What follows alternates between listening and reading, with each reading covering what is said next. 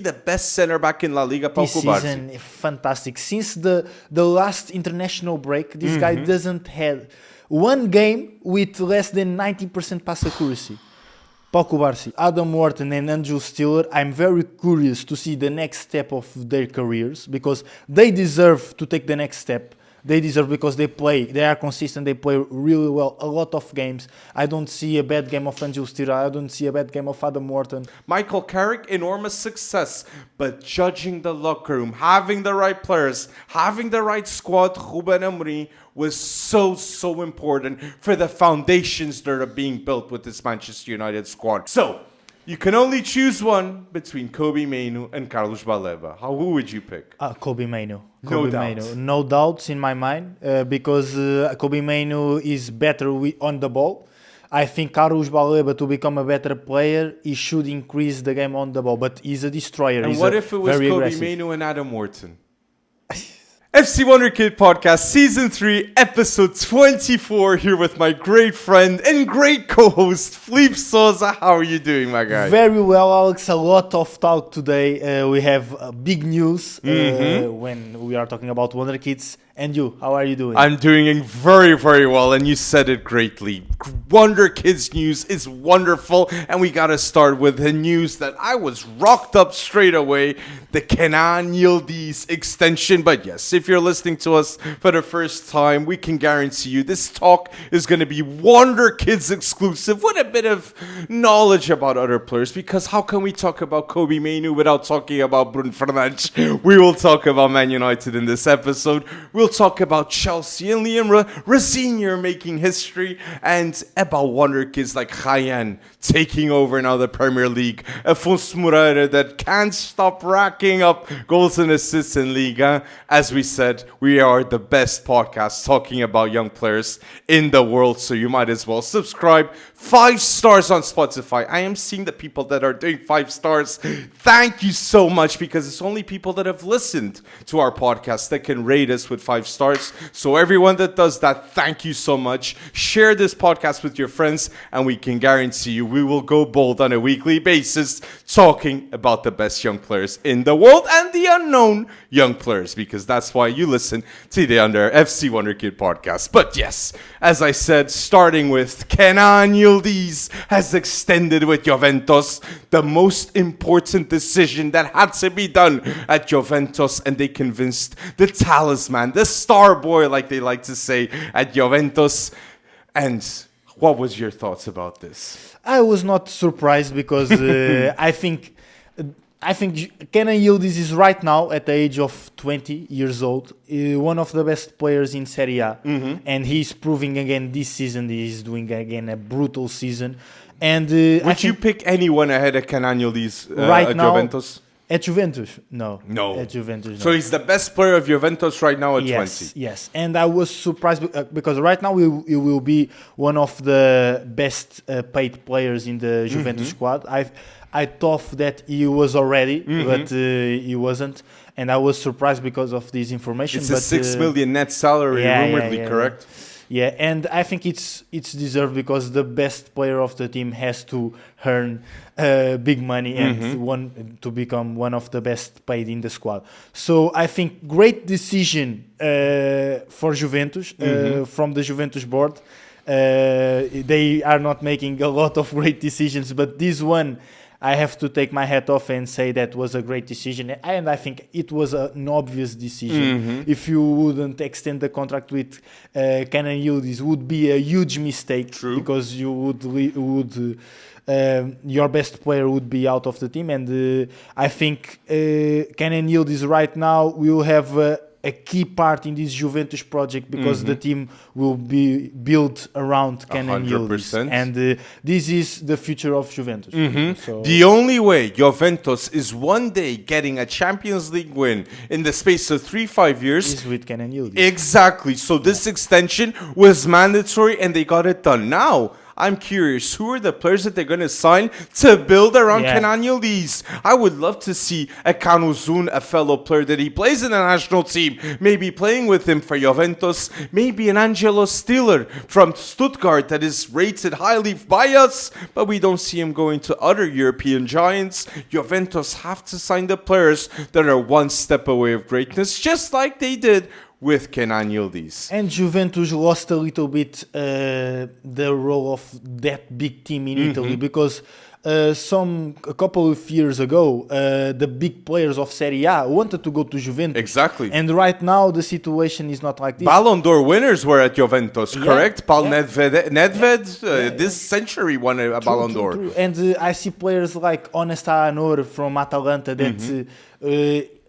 if it was a couple of years ago, he wouldn't want to go to Juventus, for Or maybe example. Donnarumma would have gone to Juventus. Yes, and right now the story is not like that because the story changed, the life changed. I Or think, Scalvini leaving Atalanta Yes, would be Scalvini, 100% to Juventus. for example, Or Tonali leaving to Newcastle. He would have gone to Juventus too Yes. if it was a different time Yes, completely. And there's another team in Serie A that is convincing their best players to stay, which is Inter de Milan, run by Mr. Marotta. That's Bastoni doesn't leave, Barella doesn't leave, Lautaro Martinez doesn't leave. The best players don't leave. Juventus, if they're competing against Inter de Milan that gets to Champions League finals, they have to keep the best players, and Kenan Yıldız is just that. Locatelli has to stay too, and yes, they have to sign a lot more and better players. Okay, Yeah. that's something they have to filter out better. Okay, letting go of Alberto Costa, getting João Mário. If we knew that was an incorrect decision, Juventus have to have the knowledge about this. And don't give me, Giantoli has left the club, okay? Giantoli made the incorrect decision of letting go of Adin Huysen, letting go of Matthias Sule, but now it's not time to blame Giantoli. It's time to give pressure to the Juventus board, demand greatness, because Juventus is, in fact, one of the biggest clubs in the world. Bigger than Premier League teams. I have to justify to people why an AC Milan, a Juventus, and Inter de Milan have more heritage than a Man City currently, okay? Yeah. People are being completely brainwashed. And Serie A has so much potential because we have football heritage in Serie A, and Juventus is just that. and I have to say, this deal between Alberto Costa and João Mário was one of the worst deals I've ever seen. Sim, yes, And we said it, and the results are right there, right now. So Alberto Costa is valuing himself in Porto, is doing a great season, and João Mário is not playing a lot of minutes. Who do you think Juventus have to sign for next season? I have a name. If they're extending, if Juventus is extending with Kenan Yıldız, which we are saying it's a great decision, sign him a top striker. Yeah. Okay? And who is a top striker that is realistic to go to Juventus next season? Samu of Porto, I like it, but I want a guy guarantee goals that can improve Kenan Yıldız in terms of assists, no doubt in my mind. You know what I get? Victor Osimhen, okay? He's in Galatasaray. He's getting big bucks, big salary in Galatasaray. But if you give him the same big bucks at Juventus and you're winning Serie A and you're a Champions League contender, come on, it's no doubt in my mind. Osimhen should be the priority of Juventus, and he's with Spalletti.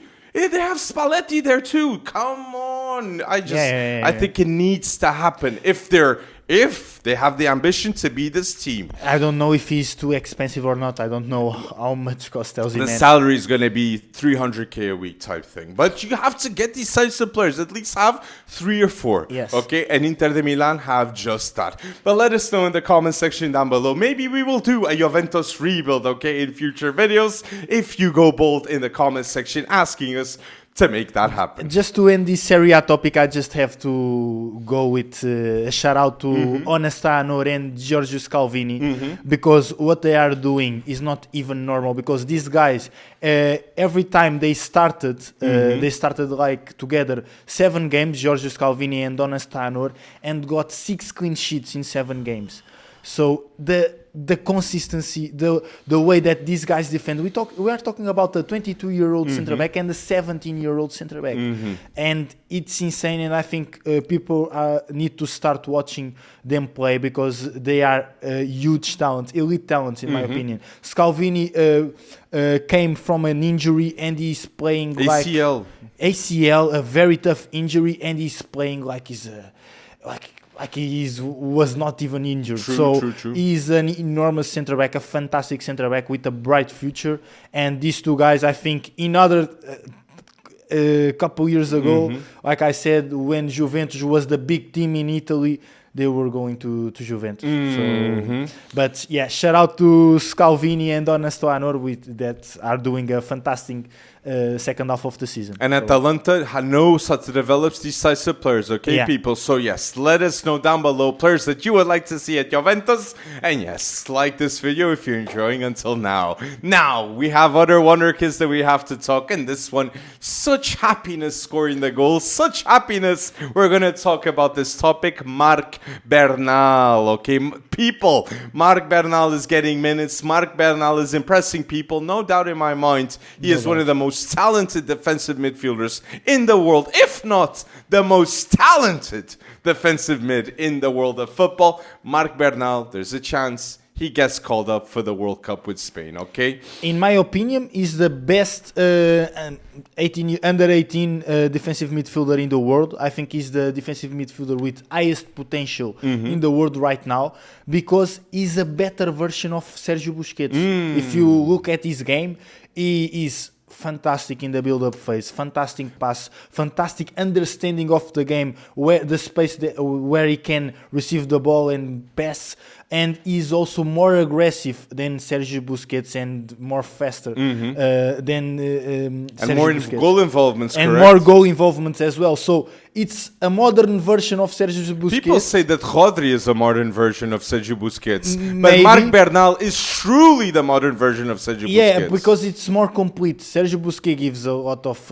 fantastic passes in the build-up phase. It was very important. And Marc Bernal does all this work as well, but he's also more aggressive. He recovers more balls. He is also a great finisher as well. And I think the game of Marc Bernal is more complete than the game of Sergio Busquets. And I think he will become a world-class player again. This generation of La Masia, it's insane. Marc Bernal, Pau Cubarsí, Lamine Yamal. They all grew up together. They all grew up together, played since they were 10 years old together. Such a beautiful story. It's insane, and that's why La Masia is the best youth academy in the world. And all are under 18 still. All are under 18. No, or they're 18 and under. Yeah. Oh, that's what a story.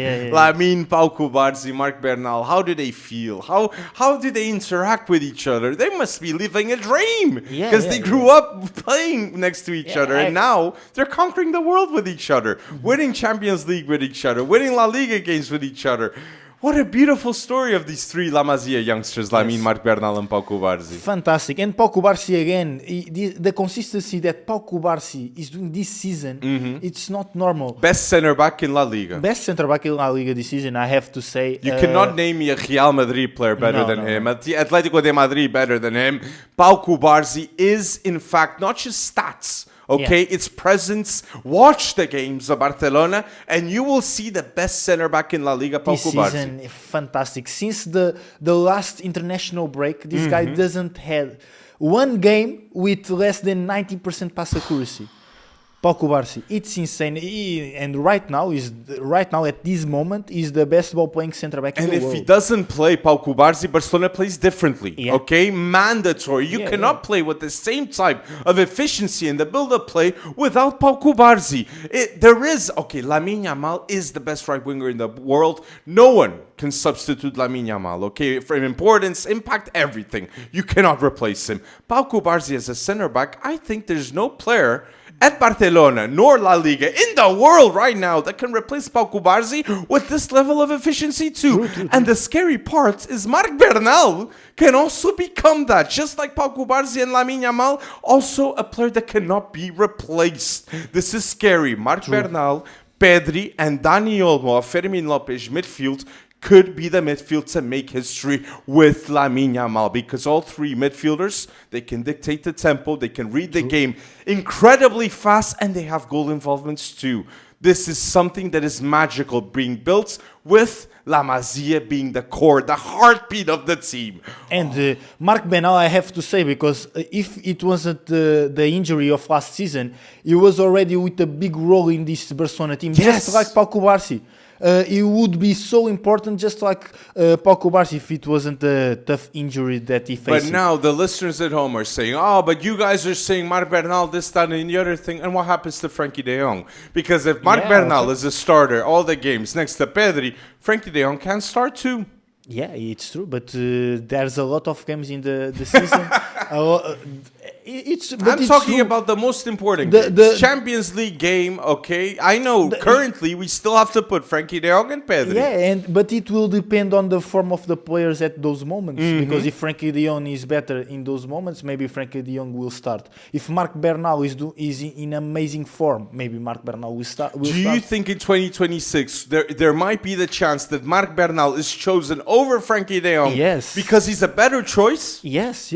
This is important for the people to have this in their minds. I love Frankie de Jong. I have to say, I love Frankie de Jong in this game. It's beautiful. It's Marc Bernal and Frankie de Jong are the type of defensive midfielders that I like. I like defensive midfielders that they're eloquent on ball, right? Yeah, they like to have the ball. They like to participate in every single phase of the game. And these two guys are fantastic. And when you are a top team like Barcelona, you have to have options for the same position. And right now you have Marc Bernal, you have Frankie de Jong, and you have as well Marc Casado, that I think it's a good player as well. He's a good player. I know that you don't like Marc Casado. 40 million, come on, sell him. It's true. And you cannot keep a player that he's as good as he is, but being the fifth midfielder, no. Now Tommy Marquez is impressing. I'm seeing now. Tommy Marquez is now impressing Hansi Flick. I'm reading that thinking, what's going to happen to Marc Casado? If Marquez is impressing Hansi Flick, Casado is not going to play, even if he's not injured. Oh, yeah, my days. It's true. But I think right now, the best teams in the world have a lot of options for the same positions. And a lot of good options. True. But if Barcelona is signing a top striker like a Julian Alvarez that is being rumored around, they have to sell one of these midfielders. Frankie de Jong, maybe. Marc Casado. I'm getting Panicelli. We had this talk. I think the best possible striker that Barcelona can get realistic is Panicelli. Off Strasbourg to Barcelona and becoming an icon and a legend. That's the way he competes. And he's picked for Argentina ahead of Julian Alvarez if he stays at Atletico de Madrid and Panicelli at Barcelona. But that's a whole different conversation, okay? Let's see. I think one striker that I would like to see in Barcelona as well was Eli Junior Krupi. I think leaving Bournemouth one day. But one day, because I think it would fit the playing style and the team. But let him score 20 Premier League goals one season, okay? Let's see if this is the season that happens. He's got 8 Premier League goals currently, right? Yeah, right.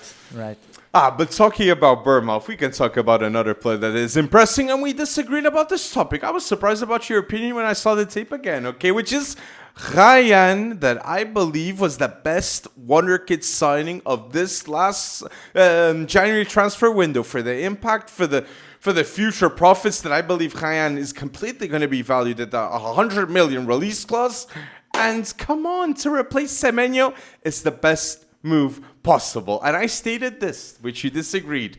I believe there is still a chance for Ryan to go to the World Cup with Brazil, even though he's competing with top wingers, top players, competing with a Martinelli. I think even though the Ancelotti list came forward of 11 players that are going to be called up, I still think Ryan has a chance to go to the World Cup for Brazil, because he can play at the winger and he can play at the striker, and he's playing in the best league in the world at that level. Come on, Digne is completely cooked. The thing is, Igor Thiago is also playing in the best league in the world with 16 goals. It's 17 now. 17 right now. So. Scored against Newcastle, and maybe too. he will be out of the Brazilian squad for the World Cup. I think it's a very tough decision. Yes. I would like to see Ryan in the World Cup. I don't know if it will happen or not. Brazil should call up Matheus Cunha, João Pedro, and Igor Thiago, in my opinion, for the striker position. But then, if we have an extra slot, give it to Hendrik, man. Or Ryan in this case. Hendrik or Ryan, in your opinion, to go to the World Cup? I would go Hendrik, yes. But I don't think it's going to be Hendrik or Ryan. I think there's going to be another player that might need to leave for Ryan and Hendrik to go. The thing is, you have a lot of top Brazilian wingers. But we are FC Wonderkid. Come on, agree with me on this. We want to see Estevão, Hendrik, and Ryan, all three players playing in the World Cup. And what's beautiful about this, 2 seasons ago, you would talk to a Premier League fan, they wouldn't know who these players are. And they're making such a difference, such an impact, and they're all under 20. All under 20. Yeah. Hendrik, Estevão, and Ryan. Please, Ancelotti, make the choice to pick them for the World Cup because it's also experience. Yeah. They have the experience and they have the impact to be game-changer players in this World Cup, in which we said, if Brazil is winning the World Cup, it's with Hendrik going crazy bold and Estevão starting at the right wing. Those 2 things are mandatory in order for Brazil to win this World Cup. And Hendrik wants it bad. Bad, because if he's starting for Real Madrid, it's winning a World Cup for Brazil. That makes that a must. I think that's going to happen. But yes, that's a whole different conversation.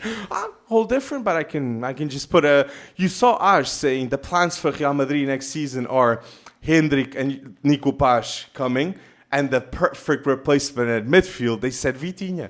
Did you see that? I didn't saw that. You didn't see it. Diário AS and Vitinha. and Marc, they're stating that Real Madrid is prioritizing signing Vitinha. I don't know what will happen to the other players because you have Tchouaméni, Bellingham, Arda Güler, Franco Mastantuono. I think Tchouaméni doesn't start if Vitinha's there.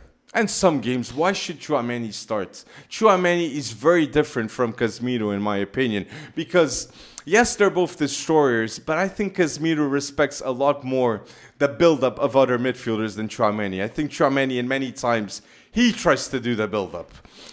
Yes, I think Tchouaméni maybe is a destroyer, but I think he plays a good role in the build-up phase. I think a more crucial role than Casemiro. Better for France than for Real Madrid. Yeah. But maybe you have other players with other types of qualities in Real Madrid that would be better for this role. Maybe Vitinha would increase a lot the game on ball. I don't know the rhythm, the final pass, the long passes. If it would increase the game off ball. No, it's Vitinha is the perfect replacement for Toni Kroos and also Luka Modric. Okay, and they have not replaced that. Real Madrid, they are desperate need of a central midfielder that does just that. And don't tell me Jude Bellingham does it, because Jude Bellingham at Real Madrid has not shown the same Jude Bellingham that he was at Dortmund. He was a lot more central, a lot more in the heartbeat of the team. Jude Bellingham at Real is more of an attacking midfielder when he's at his best, in my opinion. But I wanted to say to people, I still don't think it's 100% realistic for us to be saying that Vitinha is going to Real Madrid next season. Because if I'm PSG, I'm not letting go of Vitinha at the age of 25. So, who do you think should be a player that Real Madrid should consider if they're not going to sign Vitinha? Angelo Stiller was talked big time. A bold suggestion from me, it's Matheus Fernandes. Okay, that's a bold suggestion from me because it's a huge step going from West Ham to Real Madrid. But if you see Matheus Fernandes playing, the rhythm that he gives to West Ham, the decision making, it's a decision that can be made. But I think what Real Madrid wants right now is a number 6 with a great pass and good in the build-up phase. And I think Angelo Stiller is that type of player. Could you see Adam Wharton? That role. Adam Wharton going to Real Madrid? Yes, I could see that. If they're getting Jude Bellingham off Dortmund, they should get maybe Adam Wharton at Real Madrid. And for Adam Wharton, it means if I'm a starter at Real Madrid winning Champions Leagues, I'm 100% a starter also for the English national team. True. And I think these 2 players, Adam Wharton and Angelo Stiller, I'm very curious to see the next step of their careers because they deserve to take the next step. They deserve because they are consistent, they play really well, a lot of games. I don't see a bad game of Angelo Stiller, I don't see a bad game of Adam Wharton. I don't see a bad game of Valentin Barco. As well. These three players are insane, and I think they are ready for the next step. Mm-hmm. And Adam Wharton and Angelo Stiller were players that I would be considered if I was the Real Madrid Sporting Mr. Director. Calafat, the head of recruitment at Real Madrid. Yeah, I think they deserve. Andrew Stewart deserves 2 years ago. So Yes. and right now he's one of the best players of Stuttgart. In my opinion, he's the best player of Stuttgart. Yes, And, him and Bilal Kanous, yes. Yeah. So I think Angelo Stiller. If I could just choose one, I would choose Angelo Stiller. If not considering Vitinha, okay. Not Because- considering and you Vitinha, see of course. Keith Smith. Keith Smith is a lot. Keith Smith is being very linked to Real Madrid too. Yeah. I think, but Keith Smith is more a number 10, and I think you have Nico Paz, Or a Franco modern day Mastantuono, Arda Güler. Man, I could not put Keith Smith in Real Madrid. They would have 4 top number 10s. Yes. But Keith Smith has been playing a bit more in the centrally this season for AZ Alkmaar. Not as much of a 10, more of an 8. But more an offensive role with the ball. Keith Smith. I think it's very difficult. And for Real Madrid. yes, going with what I said, and I found it very interesting. Okay, let us know the players that you would like to see at Real Madrid. Found it very interesting you mentioning doesn't have bad games. This is also something that we can say from André Sanch under Liam Rosenior doesn't have bad games because he's being trusted. Liam Rosenior knows the quality of this player since he was at Strasbourg, okay? A lone player being a captain of a team is already strange, and that happened with André Santos with Strasbourg being coached by Liam Rosenior. So I'm so happy because he's the player that has benefited the most by the new manager coming into Chelsea, Liam Rosenior with André Santos, correct? Correct, and you saw that in the last game they played with Moises Caicedo, André Santos, Enzo Fernandes and Cole Palmer. Exactly. So these 4 players can play together. And Good point. I think André Santos is a fantastic player. He every time he plays, he shows that he can pass. He's good off the ball as well. He's aggressive. He's a very competent player. Casemiro, Bruno Guimarães start for Brazil, but the first substitute to come on in that midfield, it's André in my Santos. opinion, André Santos should start for Brazil. Ooh, who my would you take opinion. off? Casemiro. No. Casemiro's playing too good. I think André Santos right now is a better player than Casemiro, is my opinion. For Is this my World opinion. Cup, I put Casemiro, man. But Bruno Guimarães, Casemiro, I think that will be the starting team for Brazil. I think Bruno Guimarães is doing again. Bruno Guimarães is Yes. is so underrated because he It's Bruno and Casemiro. I'm just not putting André like you. I would put André and Casemiro. But the best possible 11 of Chelsea, you believe, has André Santos? Yes. Yes, I think Because some people say Enzo Fernandes with Moises Caicedo in the double pivot and Cole Palmer then being the 10 with Estevão and Pedro Neto. So you think it's André Santos with maybe Estevão on the bench? I think it will depend on the games. I think it will depend on the games. Some games you want to have more midfielders, more strength in the midfield. It's with a more hard duels. choice. The quality of the depth at Chelsea is very, very good. And this is something that, why did I say that right now? It was a very bold take saying that Liam Rosenior is the best English manager right now. Why? Because he knows the Chelsea team in and out so well. And in terms of substitutions, in terms of trusting players, I just think he's overhated. Really. I don't get the feeling he's a bad manager. I think he's an elite tactician. And I think he can control the locker room of Chelsea that is full of stars and justify. You're not going to start because this, that, and the other thing. He's a good boss. He is a good boss. Now he has to be backed, and the Chelsea fans need to demand the consistency that he will bring because there's 4 wins in a row. He's never had even a draw in the Premier League. So let's keep trusting Liam Rosenior to make the change at Chelsea. True, and I don't find that take bold because there's not a lot of great English managers. It's Eddie Howe, You correct? have Eddie Howe, but we have to remind people, no English manager has won the Premier League. Yeah. And Liam Rosenior could become the first English manager to do that. He's got the squad. I have to say that Chelsea next season, working under him, I believe they're a contender to win the Premier League. I cannot put them out. Estevão is going to be better. Cole Palmer remaining will be a better player under Liam Rosenior. André Santos will know a lot better what to do with Moises Caicedo, Enzo Fernandes. The center-back duo will be the same from the start of the season onwards, and maybe the third and fourth option will not be something that they have to rush in January and arrange. they're going to be much more complete, the Chelsea team. And they'll have Giovanni Kinda too. That we know he's going to be a demon. Okay, Giovanni Kinda at Chelsea next season is going to be such a big player. I believe that's going to happen, okay? Will be adapt like Estevão, but he will have big moments like Estevão did. Estevão is not a mandatory starter at this moment at Chelsea because he needs that consistency. He needs to have the level of fitness. Kinda will have to adapt like him. But he will become a starter one day. I think so. And I think Giovanni Kinda, let's see what he can do after he recovers from this injury, what he can do in the second half of the season. Because I think he will go to Chelsea to play. And if not, he will be loaned again to Sporting or Strasbourg.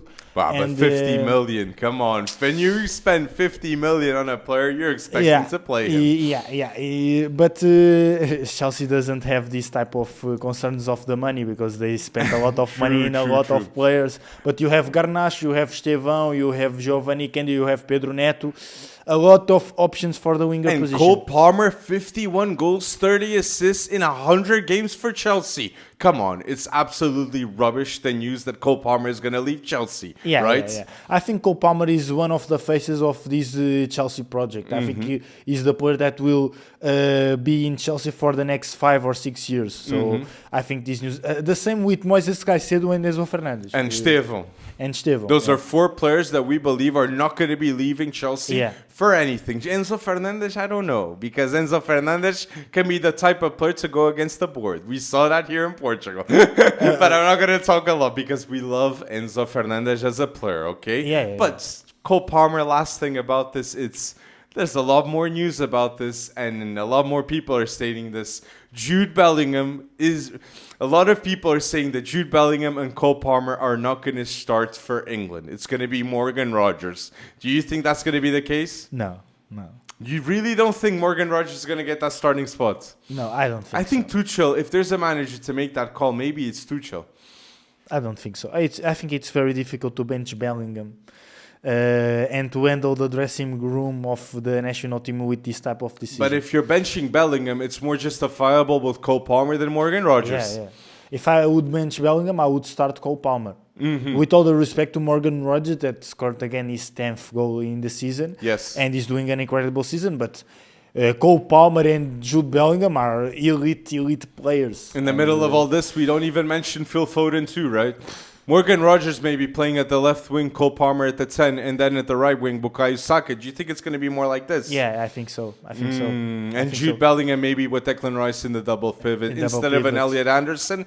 I don't know. It's a big discussion, and we are surely going to have it closer to the World Cup. But let us know down below your choices with this England 10-2, which is always an interesting debate. You wanted to say something, right? No. Last but not least, we got to talk here in the Wonderkids news about a Wonderkid that is going extremely bold, and you guys have been asking non-stop on TikTok about this opinion. Man United, okay, we did come public and we stated that it was a mistake for Ruben Amorim to be sacked by Man United, but I want to say something. This is very important, and I want to explain myself to the listeners. I'm even going to my notes in which it's like Ruben Amorim Man United, the full page, and this is very important for Man United fans to listen, in my opinion, because Ruben Amorim will forever be a part of the rebuild of Manchester United because he cleared the deadwood off the team, okay? Rashford, Onana, Anthony, Sancho, none of these players were starters for Man United. Ruben Amorim faced on these issues and said to these players, you will not stay, you are not a part of the best Man United team possible. Go. And also Garnacho, that was very public. He replaced them with Matheus Cunha, Mbeumo. Amad Diallo got a lot more importance. He gave the correct leaders in the locker room a chance. He cleared the deadwood, as I said. So if we're talking about Man United now successful, is because Ruben Amorim had to make the tough decisions, the tough calls, and let go of the players that were the problems of the locker room that he did just that, naming Onana, Garnacho, Rashford, and Anthony. And now we have different leaders, different references. We see San Lamans, he's only lost twice, okay, since he's arrived at Manchester United. But one thing's for sure, one thing's for sure, Ruben Amorim was stubborn with his own tactics, okay? And we know Ruben Amorim's conviction, we know his philosophy, and we know that if he had the backing of the Man United board totally by getting players in midfield, in defense, that he didn't sign anyone for these positions, okay, that are crucial in his style of play, we would have seen Ruben Amorim succeeding and winning titles at Manchester United. But we do recognize, after he clears the deadwood, he saw the team, and the team played best with 4 defenders. That is factual, okay? For Diogo Dalot, it was better. For Kobe Mainoo in midfield, it was better. It was better for the team to play with the system that Michael Carrick is playing. That is factual. However, future long-term success, consistency level, I don't know if Man United will back Michael Carrick. But if they're going to back Michael Carrick and give him the chance to commit mistakes in the future, he will succeed at Manchester United and win a Premier League. But that success will always be with Ruben Amorim being a part of it, because he cleared the deadwood off the Man United team and gave a clear, fantastic locker room to Michael Carrick to work his magic, to work his tactics, which I'm loving to see Michael Carrick with 4 wins in the Prem. He's going to make the United's transfer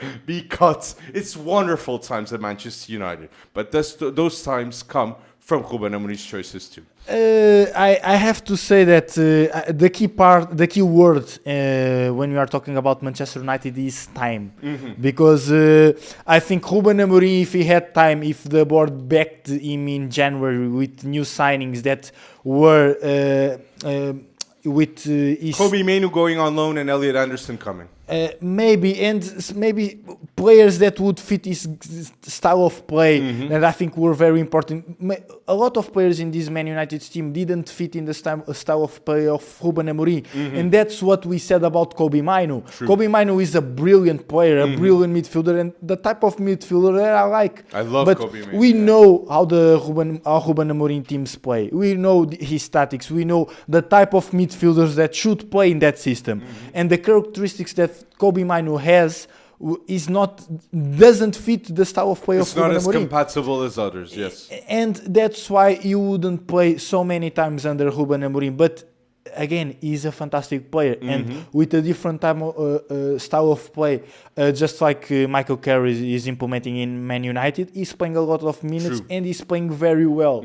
The thing is, I think Ruben Amorim was hired for one idea, and that's why managers are hired. Managers that have ideas.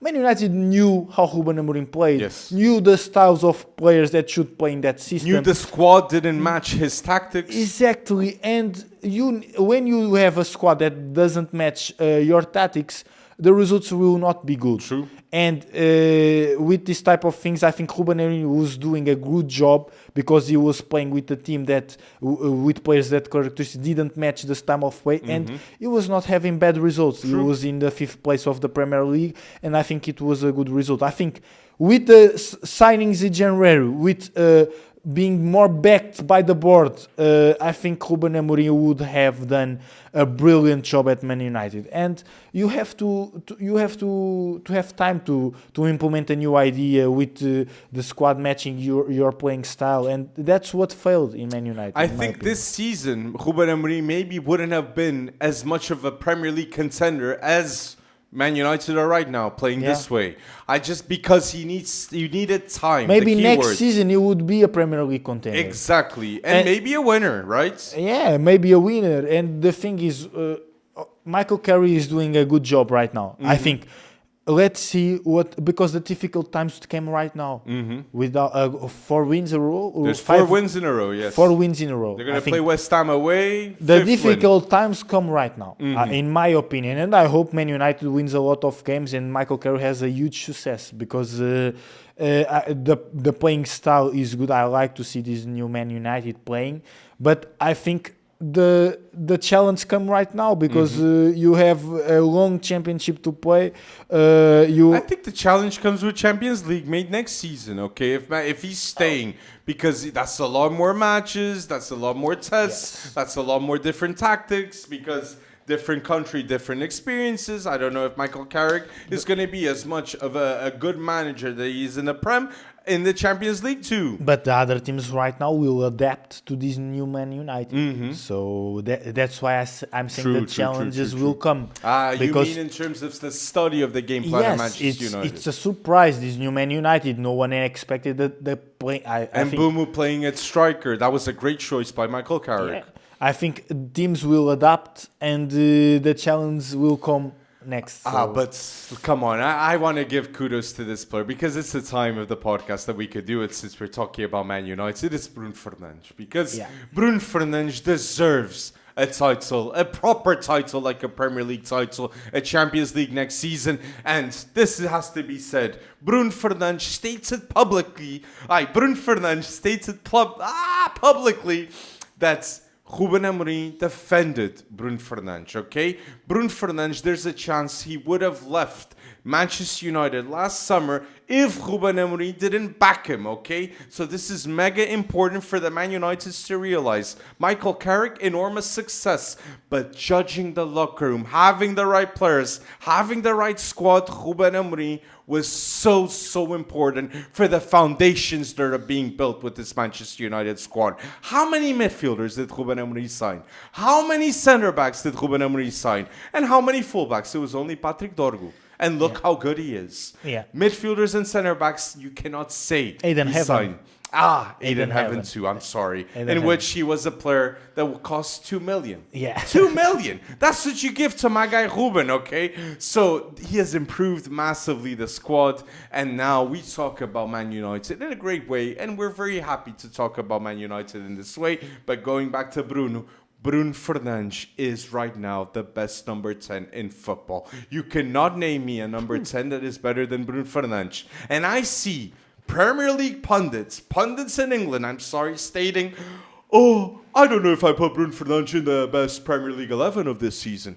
So who would you put at number 10 better than Bruno Fernandes? Morgan Rogers, Phil Foden?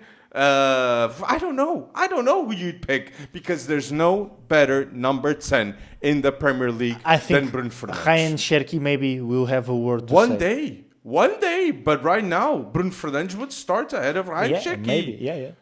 So, and Cole Palmer, come on. Cole Palmer moments, consistency, having a team on the back, having the pressure to be the game-changing player for a team. Bruno Fernandes is just that, okay? So I really wanted to state that. He deserves a lot more recognition because he is honestly overhated. And we're very happy now of the success of Kobe Mainoo at Manchester United. True. Now, we're going to have here another big challenge that we're going to have. One against each other, okay? You choose one involving one Wonderkid at least, okay? So we'll talk about two players. We compare two players and we say our choices.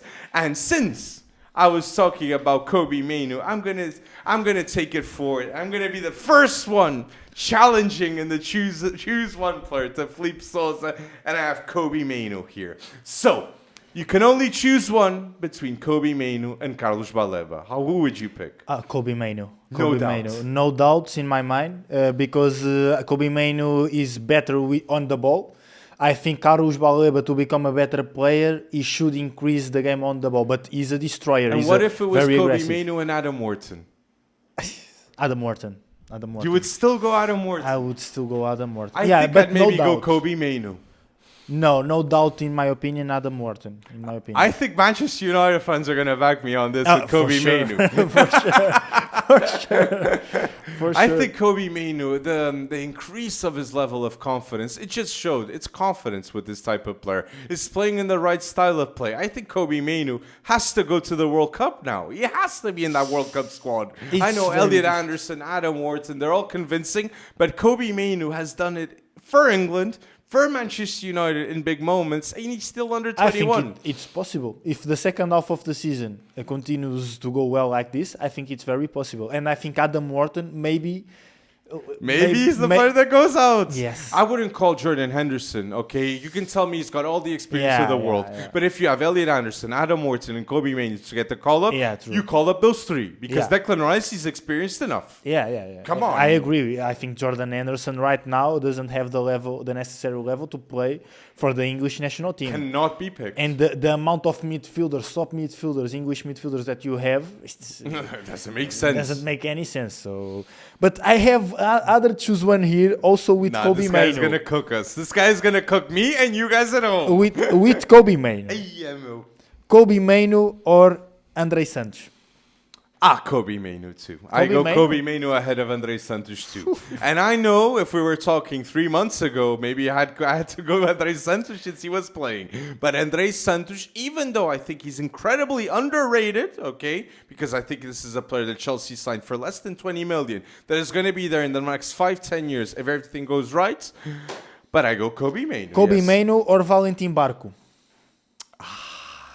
And there's people that are going to say it's so obvious, Kobe Mainoo, nah. They're not watching Valentin Barco at Strasbourg. It's not so obvious. Okay? It's not so obvious. This season, I'll go Valentin Barco. This season, okay? But overall, what he's shown as a player, I'll go Kobe Mainoo because he wins Man United an FA Cup final against City at such a young age. And he played more minutes this season than Kobe Mainoo.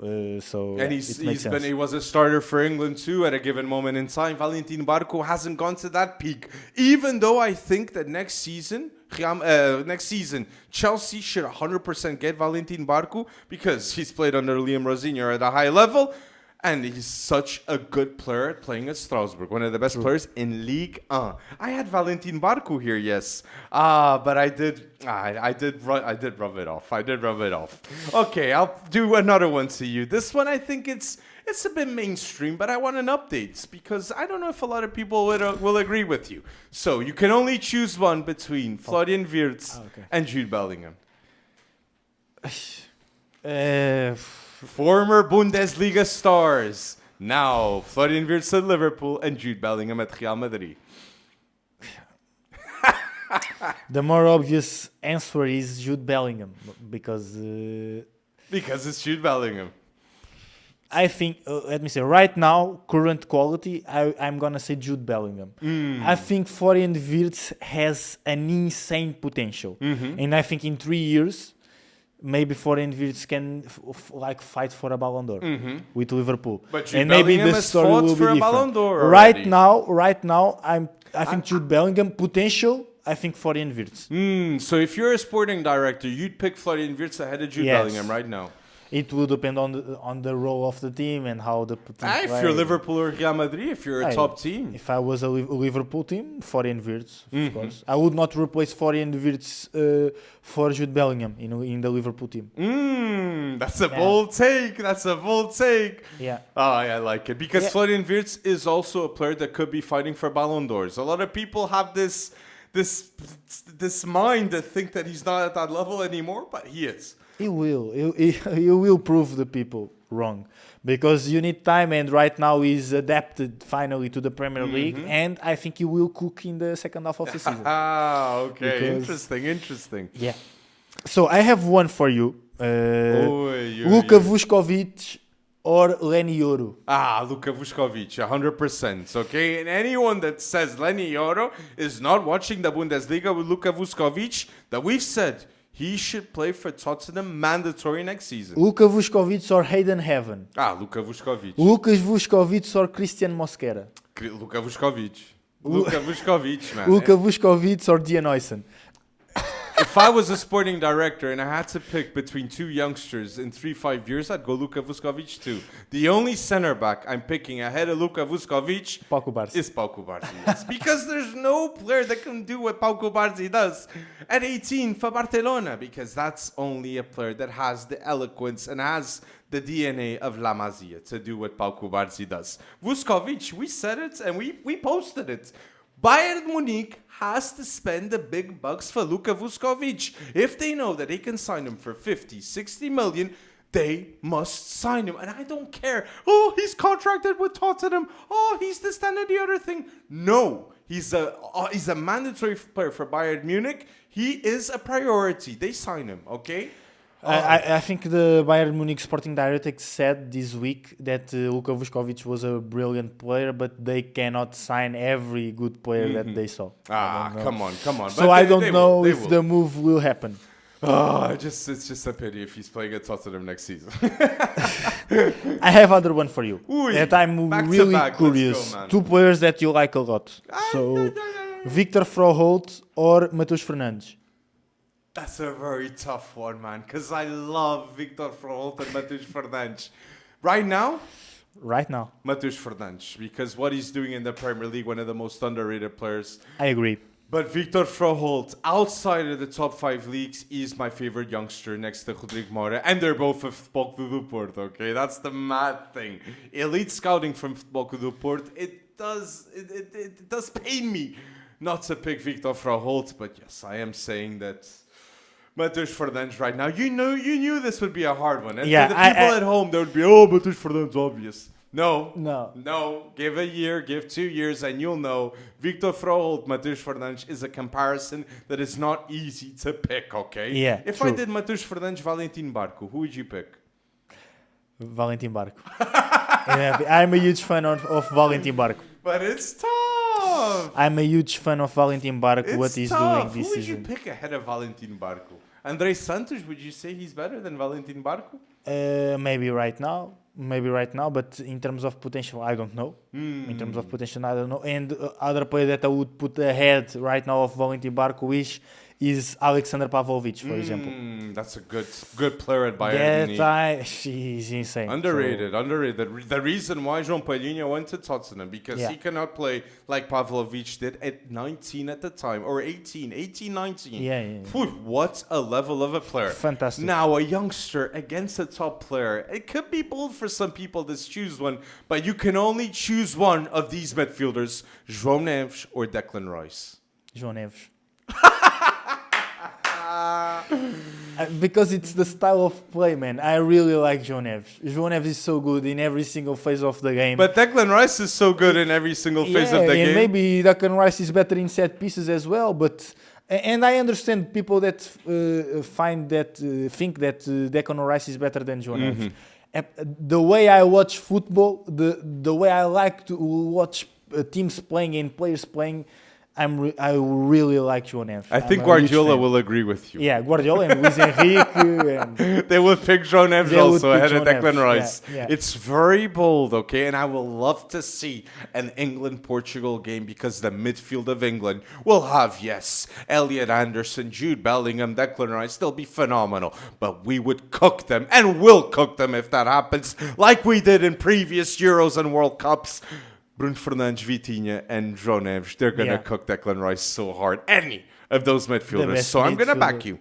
I would go João Neves also ahead of Declan Rice. It might be a ridiculous statement by some people, but it was also ridiculous a couple of years ago to say that Nuno Mendes was the best left back in the world, and look him in now. Yeah. João Neves is 21, and we know for sure he's going to be a player to be in the best player of the season. Yes, every year, okay? Yeah. I was going to say, dia sim, dia não. Dia sim, dia sim. In Portuguese, it sounds better. I'm sorry, you guys. Yeah. I have other one. Hey, yeah, man, this guy's cooking me. You got really good ones, man. I have other one that I think I know your answer, but I think I don't know. Leonard Carl or Estevão? I love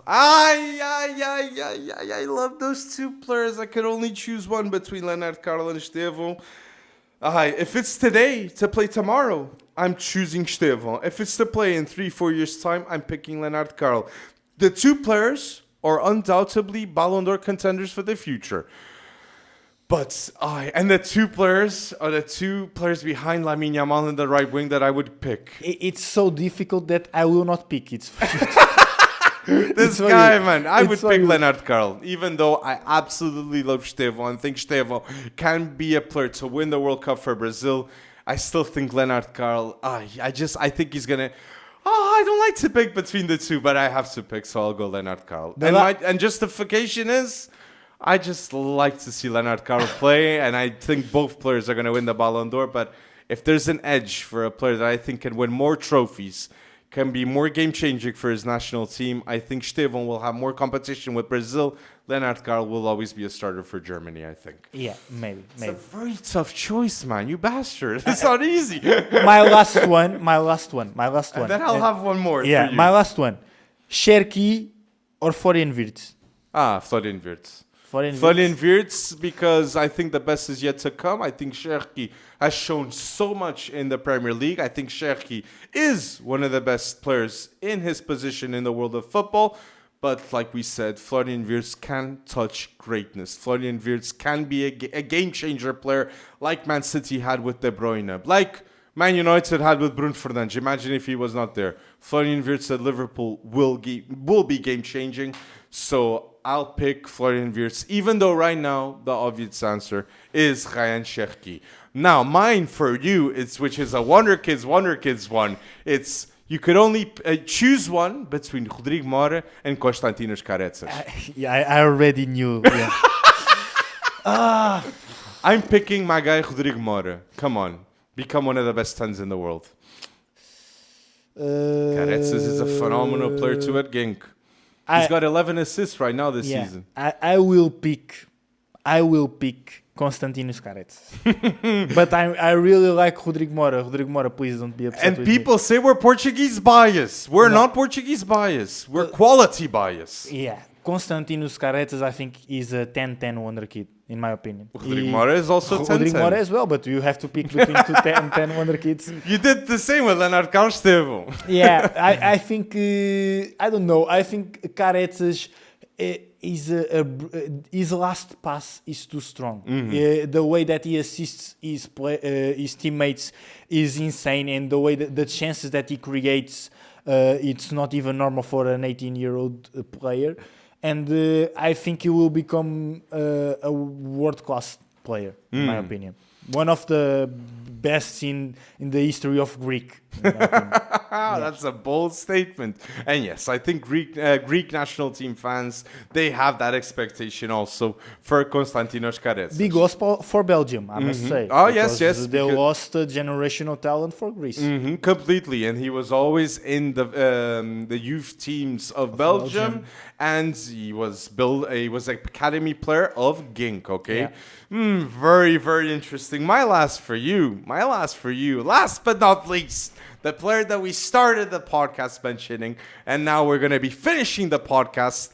It's, who would you pick? You can only choose one between Kenan Yıldız and Jamal Musiala. Kenan Yıldız left Bayern Munich to find a new home in Italy. But now, who would you pick between Jamal Musiala and Kenan Yıldız? Jamal Musiala. Jamal Musiala, because if he's injury-free, he's one of the best players in the world. Jamal Musiala. And Kenan Yıldız is not? Right now, he's not one of the best players in the world. But he will become. I don't know, man. I think become. 2026 is going to be the year of Kenan Yıldız. If you're getting now $6 million a year, your life changes. Yeah, maybe. But I think Jamal Musiala is right now is in another level of Kenan Yıldız. I think Kenan Yıldız will reach that level soon. But Jamal Musiala is also 22. True. So. And look at this one. I got on the spot. My last one. This is truly my last one. No. Wonderkid sensation, Yan Diomande, that is going crazy at RB Leipzig, or Rafael Leão at AC Milan. Who would you pick if you're a top team in the Premier League? Like Arsenal or Chelsea? Between Yan Diomande and Rafael Leão. Right now?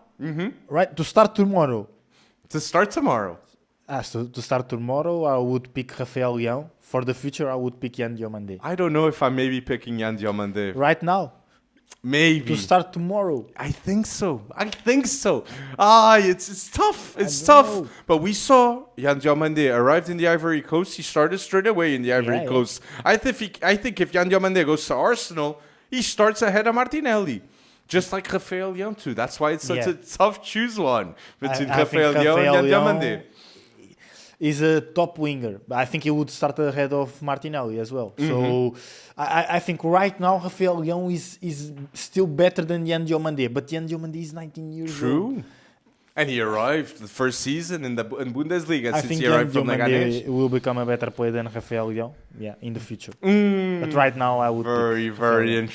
interesting. And let us know, choose ones that you would like to see in the comment section down below, okay? It's a very difficult choice, but we can promise you that in future podcasts, we will do this type of content, this type of challenges, because it's always good to know who would you pick between this and this player. Very simple, easy choices, and you guys can participate in the YouTube comment section. If there was a choice that was very, very different from what you were thinking, let us know in the YouTube comment section and we will answer that comment. Here at the end, we had a topic to talk here at the end, but I think we need more time for this topic and we'll do it in future podcasts. However, we can talk about one or two players that we think can get to the Ballon d'Or level and that are youngsters not named Lamine Yamal. So if we're going to talk about these types of players, who do you think in your mind can reach Ballon d'Or status, can have that Ballon d'Or trophy that is under 24 that is not named Lamine Yamal? The first one that comes to my mind is Michael Olise.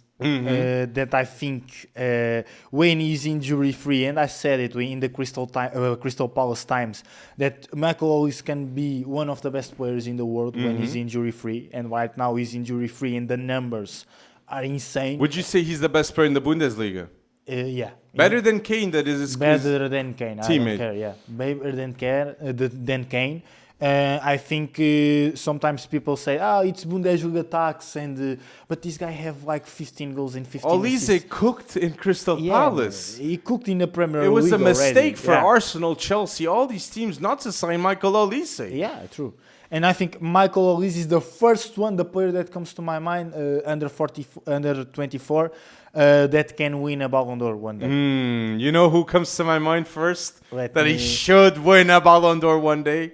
Nuno Mendes, man. Nuno Mendes, Come on. of course. Because if there's a fullback in football history that can win a Ballon d'Or, it's my guy, Nuno Mendes, since day one, man. Because he is absolutely, undeniably the best left back in the world. And it's the position in which the first best player in the world and the second best player, which I think is Cucurella, it's such a huge gap. Difference, yeah. And Nuno Mendes is improving season after season. And this season, he's going to lock in 2026. Lamine Yamal, Saka, every top player that is playing against Portugal in the World Cup is going to be locked up by Nuno Mendes. That's why we are candidates and one of the favorites to win the World Cup, because we have the best midfield in the competition with Bruno Fernandes, Vitinha and João Neves, because at the left, it's inevitable that every right winger is going to be cooked by Nuno Mendes. Yeah. So if that happens, if Portugal win the World Cup and everyone was locked up by Nuno Mendes, Saka, Lamine Yamal, Michael Olise,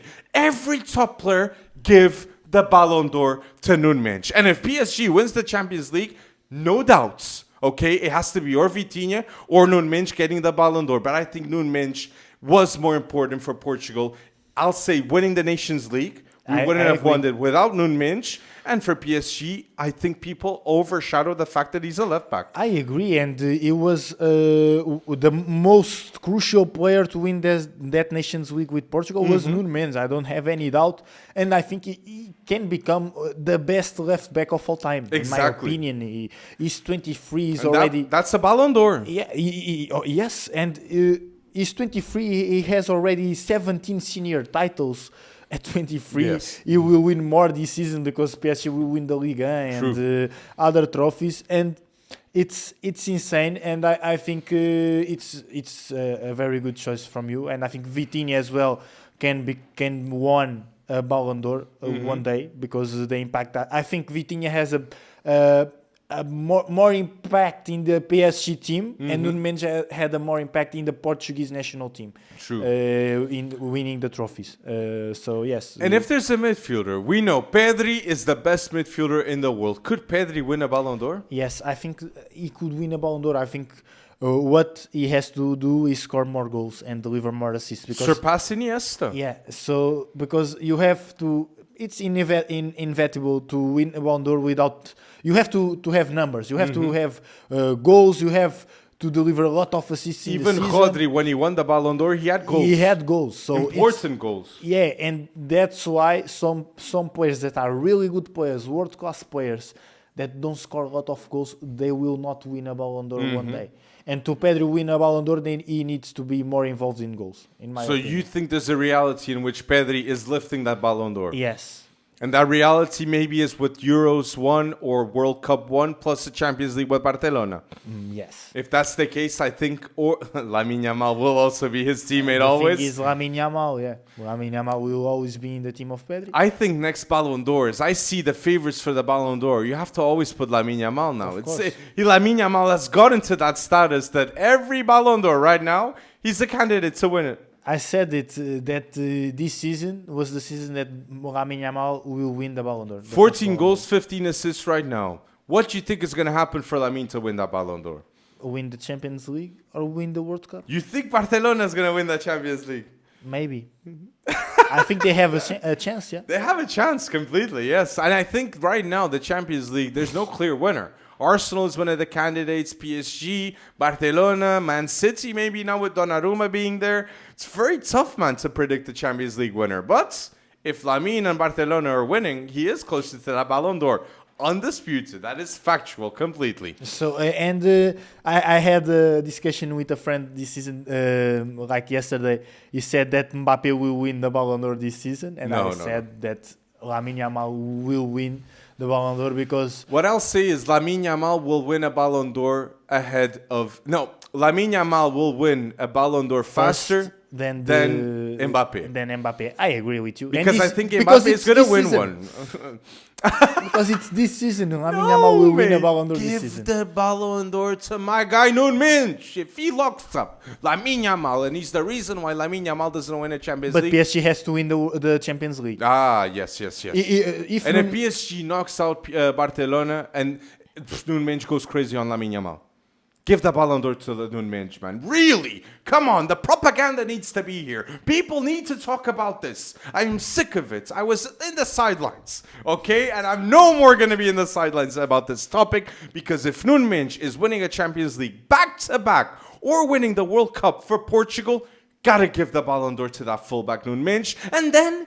It's no longer a taboo for me to say that Nunes is better than Marcelo, Nunes is better than Roberto Carlos, Nunes is the best fullback ever in the history of football if he's winning the Ballon d'Or and becoming inevitably the best ever. Okay, so we're going to end here the podcast talking about Nunes, talking about Ballon d'Or, but yes, we promise in future podcasts we will do very hard task, a best 11 of players under 25 that are likely to win or the Ballon d'Or or a candidate, okay? Likely to be a candidate, maybe they can have the chance to win a Ballon d'Or because in 20 years, only 20 athletes get that chance, okay? So it's a privilege. And it's also a privilege to have you guys listening to the FC Wonderkid podcast until now. Like this video. It's a huge help for us at FC Wonderkid. If you're listening on Spotify, I've said it. Only people that have listened to the podcast can rate the podcast. Give us 5 stars so more people get the chance to listen to us and make us more inevitable in this sense. We've told you, and I think you guys can confirm, we're the best podcast talking about young players. And thank you, everyone that is in the journey with us and that is backing us. Thank you so much for going bold with us another week. Give us topics in the comment section on Spotify, on YouTube to talk. And yes, thank you so much for going bold with us another week. Thank you.